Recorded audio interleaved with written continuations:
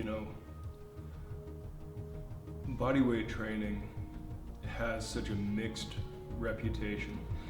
There's this whole calisthenics movement. Of course, there's parkour culture and b-boy culture, which are not necessarily exclusively bodyweight training, but people engage in those like exercise quite often. And whether you go, like more exotic bodyweight stuff, like, not that yoga is exotic anymore, but a lot of people look at yoga. Pilates seems to be largely body weight, though they do have some machinery.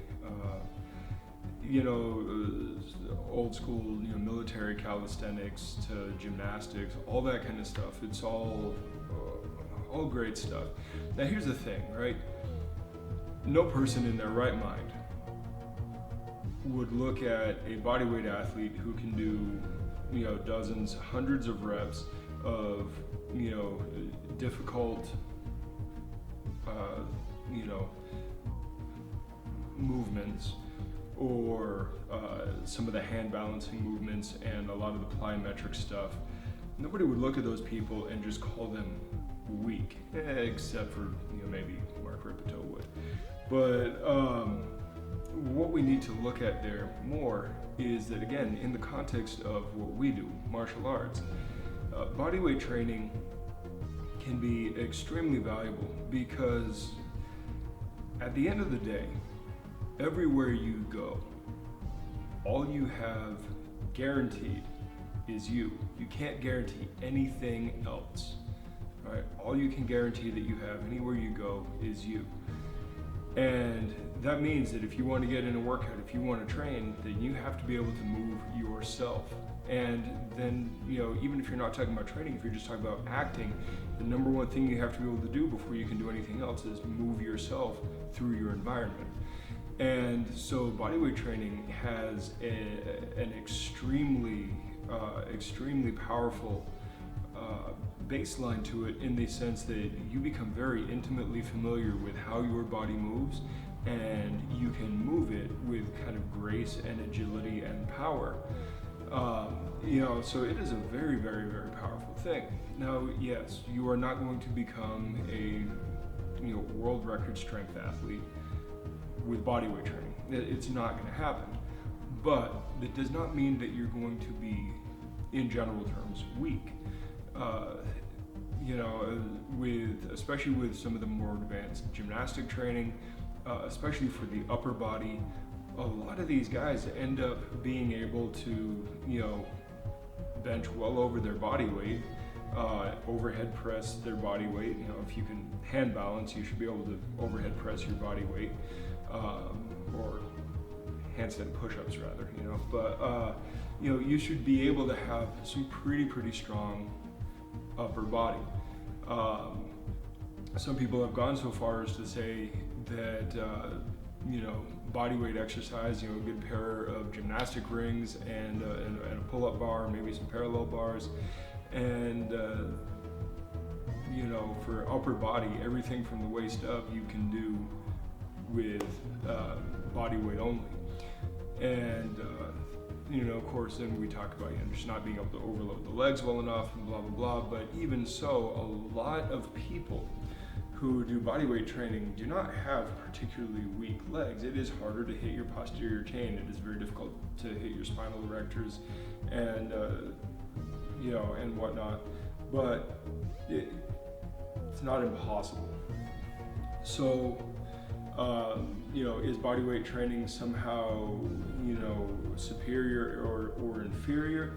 For what we're doing, no, not particularly. It has some unique benefits in the sense that it uniquely prepares you to move your body through space, whereas other forms of weight training and machine and otherwise resistance training do not give you some of those opportunities. Not in the same way, at least, but in general, bodyweight training is extremely valuable.